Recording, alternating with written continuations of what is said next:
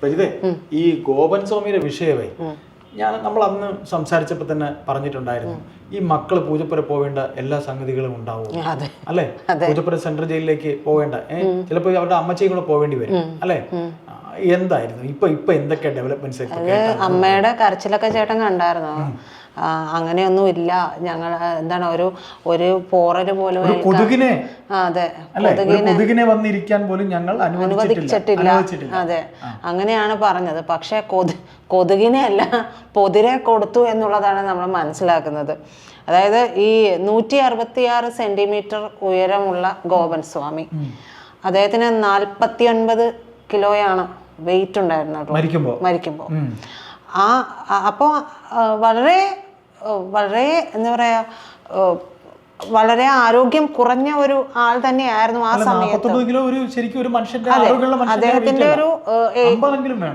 അദ്ദേഹത്തിന്റെ ഒരു പൊക്കത്തിനനുസരിച്ച് വേണ്ട വെയിറ്റ് ഒരു 66 ഒക്കെ ആവാം. പക്ഷെ അതുണ്ടായിട്ടില്ല. എന്തായാലും ഈ മനുഷ്യന് ലിവർ സിറോസിസ് ഉണ്ടായിരുന്നു എന്നുള്ളതും 75% ഹാർട്ടിന് ബ്ലോക്ക് ഉണ്ടായിരുന്ന ഒരു മനുഷ്യൻ കൂടിയാണ് ഈ ഗോപൻ. 75% ബ്ലോക്ക് ഉണ്ടായിട്ടുണ്ട്. കൂടാതെ ഇടത്തെ കിഡ്നിയിൽ ഒരു മുഴ കൂടി ഉണ്ടായിരുന്നു എന്ന് എവിടെ പറയുന്നുണ്ട്? പോസ്റ്റ്മോർട്ടം റിപ്പോർട്ടിൽ പറയുന്നുണ്ട്. അതെ, അപ്പോൾ അത്രത്തോളം സുഖമില്ലാതിരുന്ന ഒരു വ്യക്തി തന്നെയാണ് ഈ വ്യക്തി.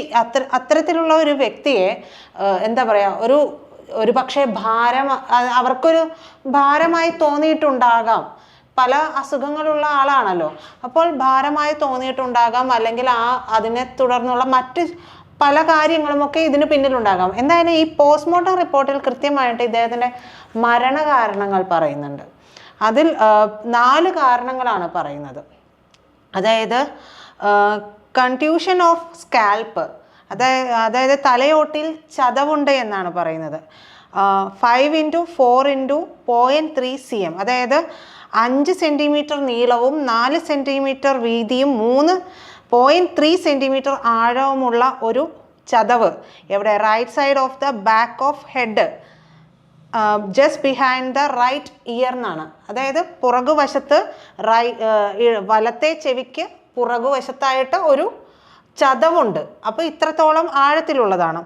രണ്ടാമത്തെ കാര്യം എന്ന് പറയുന്നത് ഇതേപോലെ തന്നെ 6 സെന്റിമീറ്റർ നീളവും 6 സെന്റിമീറ്റർ വീതിയും 0.3 സെന്റിമീറ്റർ ആഴവുമുള്ള ഒരു right side of the forehead and adjoining part of the face, അതായത് ഈ ഒരു ഭാഗത്തായിട്ട് അത്തരത്തിലുള്ള ഒരു ആഴത്തിലും വീതിയിലും നീളത്തിലുമുള്ള ഒരു മുറിവുണ്ട് എന്ന് പറയുന്നു. അത് 0.2 ആണ്. മൂന്നാമത്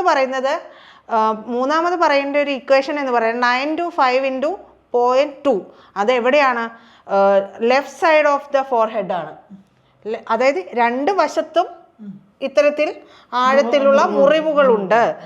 പിന്നീട് പറയുന്നത് അദ്ദേഹത്തിൻ്റെ ഈ ഭാഗത്തായിട്ട് അവിടെ 3.5 സെന്റിമീറ്റർ നീളവും 2.5 സെന്റിമീറ്റർ വീതിയും 2 സെന്റിമീറ്റർ ആഴവുമുള്ള മുറിവ് ഇവിടെയുണ്ട്. ഇത് ഇത്രയും ഒരു പോസ്റ്റ്മോർട്ടം റിപ്പോർട്ടിൽ കുറിച്ചിട്ടുണ്ടെങ്കിൽ അതിന്റെ അർത്ഥം എന്താണ്? അദ്ദേഹത്തെ പച്ചയ്ക്ക് തല്ലിക്കൊന്നു എന്ന് തന്നെയല്ലേ? അതെ, അടിച്ചു. അതായത് ചേട്ടനൊന്ന് ആലോചിച്ച് നോക്കണം, വളരെ വീക്കായിട്ടുള്ള ഒരു മനുഷ്യനാണ്. അദ്ദേഹത്തിന് ഹൃദയാഘാതം വരാൻ വേറൊന്നും വേണ്ട. അതായത് മക്കളും അതെ 75% ബ്ലോക്ക്, പിന്നെ ലിവർ സിറോസിസ് ഉണ്ട് എന്നുള്ളത് ഇത് നമ്മൾ പറയുന്നതല്ല, അത് പോസ്റ്റ്മോർട്ടം റിപ്പോർട്ടിൽ പറയുന്നത്. അപ്പോൾ ഇത്തരത്തിൽ അത്രത്തോളം വീക്കായിട്ടുള്ള ഒരു മനുഷ്യനെ കിടത്തി എന്ന് പറഞ്ഞിട്ടുണ്ടെങ്കിൽ അവിടെ ബാക്കി എന്ത് സംഭവിച്ചു എന്നുള്ളത് അന്വേഷണത്തിലൂടെ പുറത്തു വരേണ്ടതാണ്. എന്തിനു വേണ്ടിയായിരുന്നു ഇവർ ഈ സമാധി ഇരുത്താൻ തത്രപ്പാട് കാണിച്ചത് എന്നുള്ളതും സമാധി ഇരുത്താൻ തത്രപ്പാടെന്ന് പറഞ്ഞാലേ സമാധി ഇരുത്തിയത് ജനം അറിയുന്നത് സമാധി ഇരുത്തിയതിനു ശേഷമാണ്. ഇതില് ഹൈഡ് ചെയ്തവര് പല കാര്യങ്ങളും. അതെ, പല കാര്യങ്ങളും അറിയിക്കാതെ ഫ്ലെക്സ് അടിച്ചു വെച്ചപ്പോഴത്തേക്കാണ് ആൾക്കാർ അറിയുന്നത് ഇദ്ദേഹം സ്വാമി എന്ന് പറയുന്ന സമാധിയായത്. സ്വാഭാവികമായിട്ടും ഇപ്പൊ നമ്മള് അതായത് ക്രിസ്ത്യൻ വിഭാഗങ്ങളിലാണെങ്കിൽ പോലും ഞാൻ കണ്ടിട്ടുള്ളത് അങ്ങനെയാണ്. അപ്പൊ ഹൈന്ദവ സമൂഹത്തിലാണെങ്കിലും ഒക്കെ മറ്റൊരു വിഭാഗത്തിന്റെ എനിക്ക് എങ്ങനെയാണെന്ന് അറിയാത്തത് കൊണ്ടാണ്. അപ്പോൾ അങ്ങനെയാണെങ്കിൽ ഖബറ ഖബറടക്കം എന്നുള്ളത് ഉൾപ്പെടെ ചെയ്യുമ്പോൾ അത് എല്ലാവരെയും അറിയിക്കും.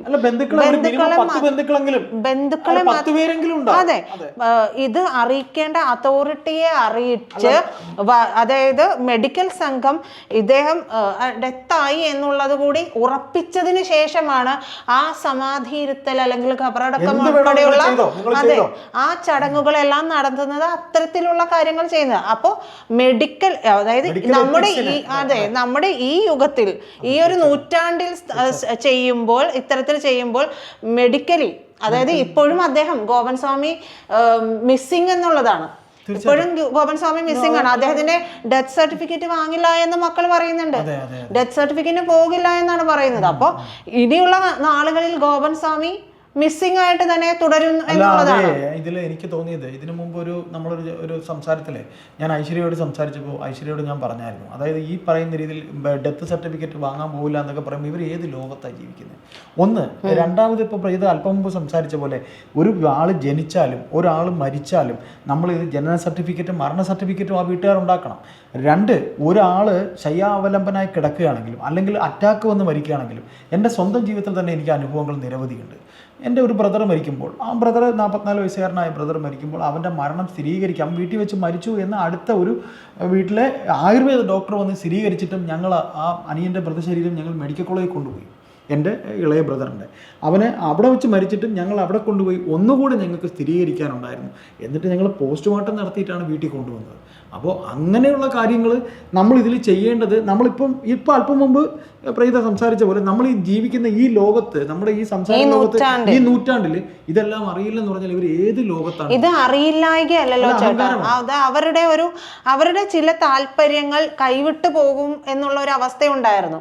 അതായത് ഇത് പൊളിക്കാൻ അവർ സമ്മതിക്കാതിരുന്ന പ്രക്ഷോഭം കണ്ടില്ലേ, അതെല്ലാം ആരും മറന്നു കാണില്ല. അപ്പോൾ ആ ഒരു കളക്ടറുടെ അതെ അപ്പോൾ ഇപ്പോഴും അവർ പറയുന്നു ഇത് അങ്ങനെയല്ല എന്നുള്ളത്. ഒന്നില്ലെങ്കിൽ ഈ സമാധി ഇരുത്തി അതിൽ നിന്ന്, അതായത് സമാധിയാണ് എന്നുള്ള രീതിയിലേക്ക് ഇനി അവർ വ്യക്തമായിട്ട് അവരുടെ ഒരു താല്പര്യം പറഞ്ഞിരുന്നു. ഇവിടേക്ക് ആളുകൾ വരും, ഇത് വലിയൊരു ക്ഷേത്രമാക്കും അല്ലെങ്കിൽ സമാധി സ്ഥലമാക്കും. അപ്പോൾ എന്താ പറയാ, തീർത്ഥാടകരെത്തുമ്പോൾ കിട്ടുന്ന ഒരു വരുമാനമുണ്ട്.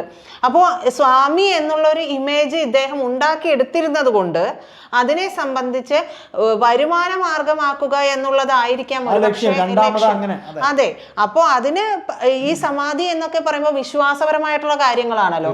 അപ്പോൾ ആ വിശ്വാസപരമായിട്ടുള്ള കാര്യങ്ങളിന് ഒരു വിഭാഗം എപ്പോഴും ഇതിന് കൂട്ടു നിൽക്കുകയും ഒരു വിഭാഗം ഇതിന്റെ നെല്ലും പതിരും അറിയാൻ വേണ്ടി നിൽക്കുകയും ചെയ്യുന്ന ഒരു വിഭാഗം എല്ലാ കാര്യത്തിലും ഉണ്ടാവും. അപ്പോൾ ആ ഒരു സംഭവമാണ് ഇദ്ദേഹത്തിന്റെ മരണത്തിൽ സംഭവിച്ചിട്ടുള്ള ഇതുവരെയും ഉണ്ടായിട്ടുള്ള കാര്യം. അപ്പോൾ ഈ പോസ്റ്റ്മോർട്ടം റിപ്പോർട്ടിൽ നിന്ന് ഇത്തരം കാര്യങ്ങൾ പറയുന്നതോടുകൂടി, അതായത് ഈ 4 എൻജുറീസ് പറയുമ്പോൾ തന്നെ അതിൽ നിന്ന് വ്യക്തമാണ് ഈ മക്കൾ ഒരുപക്ഷെ ഇത്തരത്തിൽ മർദ്ദിച്ചിട്ട് പോയിരുന്നിട്ടുണ്ടാകാം, അല്ലെങ്കിൽ കൊണ്ടുപോയി ഇരുത്തിയിട്ടുണ്ടാകാം. സമാധിക്ക് മുമ്പ് ഇദ്ദേഹം മരിച്ചോ ഇല്ലയോ എന്നത് പോലും നമുക്ക് സ്പഷ്ടമല്ല, മനസ്സിലാക്കാൻ കഴിഞ്ഞിട്ടില്ല ഇതുവരെ. അദ്ദേഹത്തിന്റെ ഈ സമാധിയിരുത്തൽ ചടങ്ങിനിടെയാണ് അദ്ദേഹം മരിച്ചതെങ്കിലോ, അദ്ദേഹത്തിന്റെ അവസാന ശ്വാസം പോയിരിക്കുന്നത് അപ്പോഴാണെങ്കിലോ നമുക്ക് ഇതിലൊന്നും പറയാൻ പറ്റില്ല. കാരണം ഈ അമ്മ പോലും കൂട്ടുനിൽക്കുന്നു എന്ന് പറയുമ്പോഴേ ഞാൻ ആലോചിച്ചു പോകുന്നത്, മക്കളോട് അച്ഛനോട് ഇത്രയും ചെയ്യാമെന്നുണ്ടെങ്കിൽ നാളെ ഒരിക്കൽ അമ്മയ്ക്ക് എന്തെങ്കിലും ഒരു കാര്യം വന്നാൽ, എന്തെങ്കിലും ഒരു ബുദ്ധിമുട്ട് വന്നിട്ടുണ്ടെങ്കിൽ ഈ മക്കൾ ഈ അമ്മയ്ക്ക് നേരെ തിരിയില്ല എന്നൊന്നും പറയാൻ പറ്റില്ല. ഒരല്പം ഒന്ന് പറയാം. അതായത് ഇതിനകത്ത് നമ്മളിപ്പോൾ ഈ സംസാരിച്ചപ്പോൾ പറഞ്ഞു, മക്കള് അദ്ദേഹത്തിനെ ഇത്തരത്തിൽ തല്ലി അദ്ദേഹത്തിന്റെ ജീവൻ പോയതാണോ ഇല്ലയോ? ഒറ്റ സംശയം എനിക്ക് ചോദിക്കാനുള്ളൂ. നമ്മൾ വേറെ അല്പം മുമ്പ് പറഞ്ഞപ്പോഴത്തേക്ക് പറഞ്ഞു ഈ അമ്മയും മക്കളും ഈ കല്ലറ പൊളിക്കാൻ സമ്മതിക്കുന്നില്ല എന്ന് പറഞ്ഞ് ബഹളം ഉണ്ടാക്കിയല്ലോ. സത്യം പറഞ്ഞാൽ കോടതി വിധിയുടെ ആവശ്യം പോലും ഉണ്ടായിരുന്നില്ല. ഇവിടുത്തെ സർക്കാരിന്റെ ഏറ്റവും വലിയ പിടിപ്പുകേടാണ് ആദ്യം അവിടെ നടന്നത്. രണ്ട്, ഇപ്പോഴും ഞാൻ പറയുന്നു, ഇപ്പോൾ പ്രീത അല്പം മുമ്പ് സംസാരിച്ചപ്പോൾ പ്രീത ഇപ്പോൾ പറയുന്നത് ഈ മക്കൾ ഇങ്ങനെ ചെയ്യുന്നില്ല. ഈ മക്കളെ എന്തുകൊണ്ട് പോലീസ് വേണ്ട രീതിയിൽ ഇതുവരെ ചോദ്യം ചെയ്തില്ല? പോലീസ് ഈ പറയുന്ന പോസ്റ്റ്മോർട്ടം റിപ്പോർട്ട് ഇപ്പോൾ വന്നല്ലോ, കൊണ്ടുപോകണം, അറസ്റ്റ് ചെയ്യണം. കാര്യം നമ്മൾ ഈ പറയുന്ന നീതിയും നിയമവും വ്യവസ്ഥയൊക്കെയുള്ള ലോകത്താണ് ജീവിക്കുന്നത്. ഒന്ന് അങ്ങനെ ചെയ്തിട്ടുണ്ടെങ്കിൽ ഇവന്മാർ തത്ത പറയുന്ന പോലെ പറയും. എന്താ ഈ മക്കൾ ചെയ്തെന്നുള്ളത്? എന്തുകൊണ്ട് പോലീസ് ഇനിയും അമാന്തിക്കരുത്, ഇവരെ അറസ്റ്റ് ചെയ്യണം, ഈ 2 മക്കളെ അറസ്റ്റ് ചെയ്യണം, അമ്മയെ അറസ്റ്റ് ചെയ്യണം. ഭരണകൂടം എന്ന് പറയുമ്പോഴേ ഭരണകൂടത്തിലെ ഭയക്കുന്നുണ്ട് എന്നുള്ളത് അവർ പറഞ്ഞുവല്ലോ. ഇതിന്റെ പ്രധാനപ്പെട്ട ഒരു പ്രശ്നം എന്ന് പറയുന്നത് വിശ്വാസപരമായുള്ള കാര്യങ്ങളിൽ ഇടപെടുമ്പോൾ അവിടെ ഒരു പിടുത്തം വരും. കാരണം അത് ഏതൊരു മതവിഭാഗത്തിന്റെ വിശ്വാസപരമായിട്ടുള്ളതാണെങ്കിലും വരും. അത് അന്ന് തന്നെ ആ സബ് കളക്ടർ ആണ് തോന്നുന്നു, അദ്ദേഹത്തിന്റെ വളരെ യുക്തിപരമായിട്ട് അദ്ദേഹം ചെയ്തത് കൊണ്ടാണ് ഇത്രയെങ്കിലും കാര്യങ്ങൾ പുറത്തു വന്നത്. അതുകൊണ്ട് ആണ് ഈ കാര്യങ്ങളെല്ലാം പുറത്തു വന്നത്. അത് കോടതിയുടെ ഇടപെട്ടിട്ടാണ് അതിന്റെ ഇത് വരുന്നത്. ഇപ്പൊ എനിക്ക് ചോദിക്കാനുള്ളത്, ഇങ്ങനെ ഇത്രയും തെളിവുകൾ വന്ന സ്ഥിതിക്ക് എന്തുകൊണ്ട് പോലീസിനെ ചെയ്തുകൂടെ? ഇതിൽ വിഷ്ണുപുരം ചന്ദ്രശേഖരൻ എന്ന് പറഞ്ഞ ഒരു നേതാവ് പങ്കെടുത്തിരിക്കുന്നു പറയുന്നു. ഒരു കാര്യം കൂടെ പറയും, ആലോചിച്ച് നോക്കൂ. ആ പോസ്റ്റ്മോർട്ടം കഴിഞ്ഞ ശേഷം പകുതി അഴുകിയ ആ ശരീരത്തിനെ പിന്നെ ഒരു ഘോഷയാത്രയായി കൊണ്ടുപോകാൻ ലോകത്തെവിടെയെങ്കിലും നമ്മൾ ഇതൊക്കെ കണ്ടിട്ടുണ്ടോ? അപ്പൊ എന്ത് ഭ്രാന്താണ് ഇവർ കാണിച്ചത്? ഉച്ചഭ്രാന്താണ് അവർ കാണിച്ചത്, നട്ടഭ്രാന്ത് എന്ന് പറയും. പക്ഷേ അത് ഈ വിശ്വാസവുമായി എന്തൊരു കാര്യത്തിനും ഒരു വിശ്വാസത്തിന്റെ ചായ്വ് നൽകുകയും അതിൽ ഊന്നിക്കൊണ്ട് മുന്നോട്ട് ഇവരുടെ നിക്ഷിപ്ത താല്പര്യങ്ങളുമായിട്ട് പോവുകയും ചെയ്യുകയാണെങ്കിൽ നിക്ഷിപ്ത താല്പര്യങ്ങൾ അത് പറ ആ നിക്ഷിപ്ത താല്പര്യങ്ങളുമായി മുന്നോട്ട് പോവുകയും ചെയ്യുമ്പോഴാണോ ഒരു വേള ഭരണകൂടം അടക്കം ചിലപ്പോൾ ഒന്ന് സൈലന്റ് ആയിരിക്കുന്നത്. എന്തായാലും ഈ കാര്യത്തിൽ എന്തായാലും മക്കളെ ചോദ്യം ചെയ്യേണ്ടത് തന്നെയാണ്, വേണ്ട രീതിയിൽ ചോദ്യം ചെയ്യേണ്ടതാണ്. അതെ, ഈ അമ്മ എന്ന് പറയുന്ന സ്ത്രീയെയും ചോദ്യം ചെയ്യേണ്ടതാണ്. കാരണം സ്വന്തം ഭർത്താവിനെ ഇത്തരത്തിൽ മർദ്ദിക്കുകയും ഇത്തരത്തിൽ സമാധി ഇരുത്തുകയും ചെയ്തിട്ടും ഇവർ എന്തുകൊണ്ടും മിണ്ടുന്നില്ല. അപ്പോൾ ഇവർക്ക് വളരെ കൃത്യമായ ലക്ഷ്യങ്ങൾ ഉണ്ട് എന്നുള്ളത് വ്യക്തമാണ്. നമ്മളിപ്പോ പറഞ്ഞല്ലോ ഈ അമ്പലം ഉണ്ടാക്കി അതിൽ നിന്ന് വരുമാനം, ഇത്തരത്തിൽ ഇനി എന്ത് അങ്ങനെയൊക്കെയുള്ള ഐഡിയാസ്. അതിനിടയിൽ തന്നെ കണ്ടില്ലേ, ഒരാൾ വന്നിട്ട് അവിടെ അദ്ദേഹത്തിന് ഗോപൻ സ്വാമിയുടെ ബാധ കയറിയെന്ന്. അദ്ദേഹത്തിന് ഗോപൻ സ്വാമിയുടെ ഏതോ വിരോധം ഉണ്ടായിരുന്ന തല്ലി ശരിയാക്കി സൂപ്പാക്കി. ആ ഒരു വിരോധം തീർക്കാൻ അന്നേരം കയറിയ ബാധയായിരിക്കാനുള്ള സാധ്യതയുള്ളൂ. ഇതൊക്കെ എന്താണെന്ന് നമുക്ക് ഒരു പക്ഷേ ഇതിനെല്ലാം ഞാൻ ചേട്ടൻ പറഞ്ഞില്ലേ, ഈ ഘോഷയാത്രയായിട്ട് കൊണ്ടുവരുന്നത് ഉൾപ്പെടെ അതൊക്കെ ഒരു വിശ്വാസികളെ ആകർഷിക്കാനുള്ള, അതായത് വളരെ തീവ്രമായിട്ട് ഇതിനെ യുക്തിപൂർവം ചിന്തിക്കാതെ വളരെ തീവ്രമായ രീതിയിൽ കൊണ്ടുവരാനുള്ള ചില നീക്കങ്ങളാണ് അവിടെ നടന്നത്. അവിടെ വന്ന ഏതെങ്കിലും സ്വാമിമാര് പിന്നെ വന്നിട്ടുണ്ടോ? അതുപോലെ എന്റെ ഒരു സംശയം കൂടി ചോദിച്ചോട്ടെ, ഇവർ ഈ ഹിന്ദു അങ്ങനെയുള്ള കാര്യം സനാതനം എന്നൊക്കെ പറഞ്ഞല്ലേ, ഈ ഞാൻ BJP സംസ്ഥാന പ്രസിഡന്റ് മുരളീധരൻ ഇതിനെക്കുറിച്ചൊന്ന് പിന്നെ കെ സുരേന്ദ്രൻ സംസാരിച്ചിട്ടുണ്ടോ? മുരളീധരൻ സംസാരിച്ചിട്ടുണ്ടോ? തലപ്പൊക്കമുള്ള ഏതെങ്കിലും BJP നേതാവ് സംസാരിച്ചിട്ടുണ്ടോ?